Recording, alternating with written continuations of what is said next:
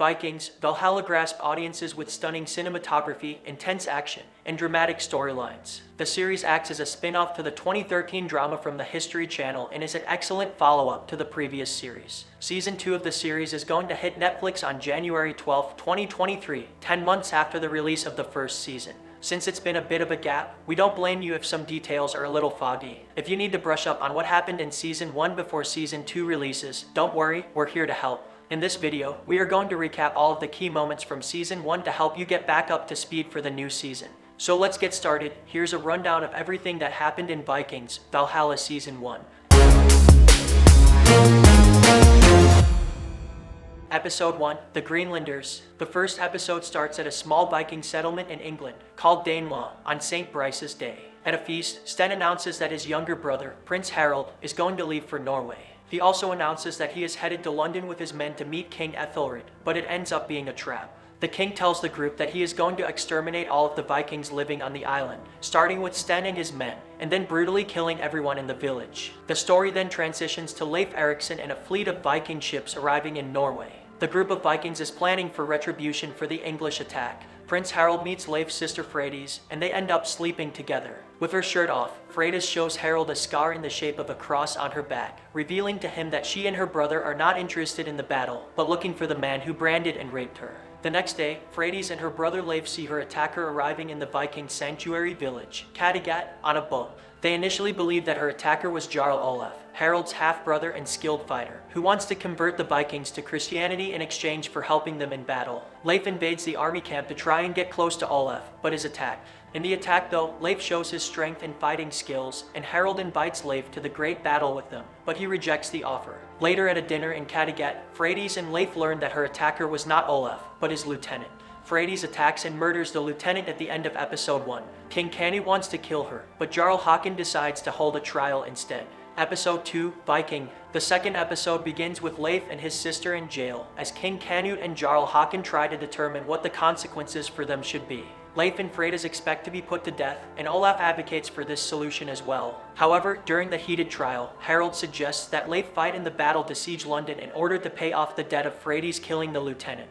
The Vikings then set sail for the attack on England with Leif included. During the journey, Jarl Gorm, who is opposed to Viking Christianity, and Leif develop a contentious relationship. At one point, Gorm has an outburst, creating a massive fight. In the fight, Gorm kills Birger, a Christian Viking. This sets off a duel between Gorm and Leif, ending with Leif stabbing Gorm in the chest and killing him. Meanwhile, in England, King Ethelred becomes sick and bedridden and suggests that Prince Edmund, his heir, take his place on the throne.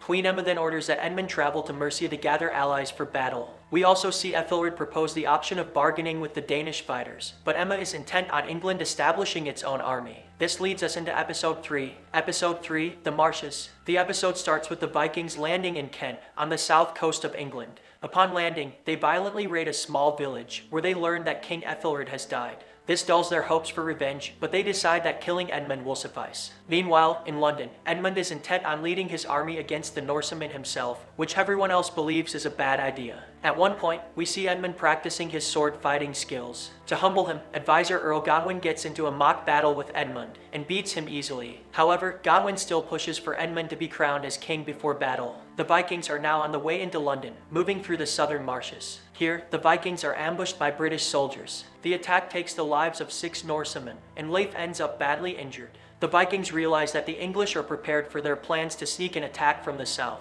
The Saxon riding their camp into and planting a flag signifies that the English are taunting them into an attack. Leif and Harold then head to London themselves to find weaknesses in the English defenses when they take notice of the drawbridge. The episode also follows Freydis in Sweden as she prepares to set off on a journey to Uppsala. On her journey, Freydis and her group come across a warrior who attacks them for no clear reason. He kills most of the group, but Freydis ends up strangling him to death. The attacker's identity is not revealed, but we recognize a notable mark on his forehead, and we learn that he had a clear mission to hunt pilgrims. Ending the episode, we see a group find his dead body, saying, "Find them." This leads us to Episode 4. Episode 4, The Bridge. This episode takes place entirely around the battle in London, with the Vikings against the English. We start with seeing Leif trying to convince King Canute to follow the careful plan he devised to lure Edmund across the bridge, and then destroy the bridge behind him, trapping him. This plan starts with a group of Vikings trying to stealthily infiltrate London. Leif creates a small type of boat to be used to sail under the bridge without being discovered, preparing to weaken the bridge. Meanwhile, we find Edmund waiting for his reinforcements from Mercia. However, the reinforcements are running late, and Queen Emma and Godwin must try to convince Edmund to wait for them before launching any attack. This doesn't go well, though, as King Canute shows up offering to talk to Edmund. Canute is able to get Edmund riled up, which leads him to attack the Vikings against the plans of Queen Emma and his troops. This dives us into an epic battle, including English archers, Viking ships, battles on the bridge, and plenty of gore. Eventually, the Viking army gets Edmund to chase them across the Thames, allowing the Vikings to destroy the bridge with perfect execution of the plan. The army from Mercia finally shows up, led by Edric Striona. This seems like the perfect chance for them to save Edmund, but Striona orders the army to fall back, indicating that if Edmund was willing to fight like a hero, then he should be ready to die like one. We see the result of this cliffhanger in Episode 5, Miracle. In this episode, the Vikings celebrate a victory over the English and hold King Edmund captive. However, we see some more infighting between the Vikings as Harold wants Edmund dead while King Canute supports keeping him alive. We learn that Olaf is driven by riches more than anything else and wants to seize England's gold reserve. We even see him threaten to hold Queen Emma and her children for ransom. Meanwhile, King Canute appears driven to take the throne of England for himself amongst the excitement from the victory. Harold later confronts Canute about not killing Edmund, but Canute promises Harold the chance to take the throne of Norway. Post-victory, Canute even thanks Edric Striona for having held back his army and invites him to a celebratory feast in London. Canute expresses his gratitude for everyone involved during the feast, most notably telling Leif Erikson that his sister Freydis is pardoned for her murder. Canute declares Leif a hero for destroying the bridge, stating that not even Ragnar or Ivar the Boneless would be able to accomplish such a feat. The joyful mood changes when Canute announces that he plans to make an example of someone at the feast, and, despite his initial gratitude, Canute chops Striona's head off in front of the crowd. We also see another surprising turn as Canute demonstrates some respect for Edmund's courage and expresses his willingness to allow the young king to rule by his side. During the episode, we also rediscover Freydis, who finally makes it to Uppsala on a journey to learn her destiny. Freydis comes across the seer. In their meeting, the seer tells her that she will end up tired and the thing she's running from will catch up to her, which is accurate as the Pilgrim Slayers are close behind her. This leads us to Episode 6, The Last Daughter of Uppsala. In Episode 6, we return to Freydis. She stumbles upon the pagan village where she finds her friend murdered, along with the rest of the village. There she finds Christian leader Jarl Kare. Kare tells her that he wants revenge for killing his berserkers, and reveals that he plans to invade Kattegat. Learning this, Freydis heads back to Kattegat to warn Håkon, who is not worried but still decides to prepare for an attack. Back in England, we find King Canute solidifying his power. Leif, Harold, and Olaf all head back to Norway, where they all hope to be king and return as victors in an emotional reunion. Despite Canute saying he will rule alongside Edmund, Canute is making all the decisions. He chooses Emma as an advisor because of her knowledge of the kingdom. Canute also makes his first decree to the people of England, where he says he will restore lands to their original rulers and promises no Viking raids. He also claims he will rebuild an even better bridge and announces his goal to make a vast empire of the north. His only request in return is loyalty. Meanwhile, in Denmark, Olaf meets Queen Ealhjafur, Canute's wife, telling her of her husband's success in England and that he might marry Queen Emma. Olaf then asks for her help in his desire to rule Norway. We also see Freydis win a duel for which she is rewarded with a sword and sworn in as a shield maiden. At the same time, we see Harold and Freydis re-establish their relationship in Uppsala. Tension starts to build as we reach Episode 7. Episode 7, Choices. In this episode, we see the build-up to a large battle. In Norway, Kare and Olaf develop an alliance to take over Kattegat. We discover that Kare has been burning pagan villages throughout the north to spread Christianity, with Kattegat next. Meanwhile, Canute is sent to Denmark, so his father, Sweyn Fortbeard, fills in at the throne for a short time, making harsh, commanding decisions, like rejecting the Earl of Wessex's request to be exempt from taxes by stabbing him. We also see Godwin and Edmund travel to the countryside to meet English nobles. It appears that they are finding allies in for rebellion against Viking rule in England, but Godwin sets up a trap for Edmund to kill him and make it look like a freak accident.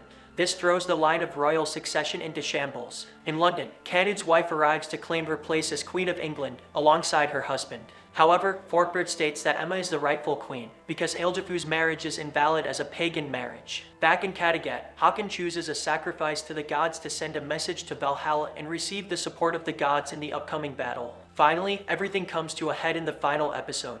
Episode 8, The End of the Beginning. The episode features an incredible battle and several twists and turns. We start the episode in England, where Emma is told that she is no longer needed and is to return to Normandy. Forkbeard changed his stance from before and believes Ealhdifu is the true Queen of England. Forkbeard switches his support to Ealhdifu and demands her to share the location of Canute's fleet. She refuses, but offers to head to Mercia to get them to pledge their support to Forkbeard. She succeeds, but by the time she returns, she finds that Forkbeard has betrayed her and restored Emma to the throne. In this time, Forkbeard also finds the hidden fleet.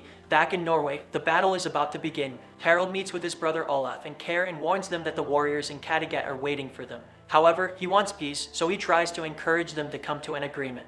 Olaf says the only option is to convert the city to Christianity. But this idea is quickly rejected and battle begins. The battle scenes are quite epic, featuring action, gore, and plenty of strategy, like the stunt of deceiving the pagan side with empty ships, and Olaf betraying Care by withholding his army until damage to Kattegat's and Care's forces has already been done.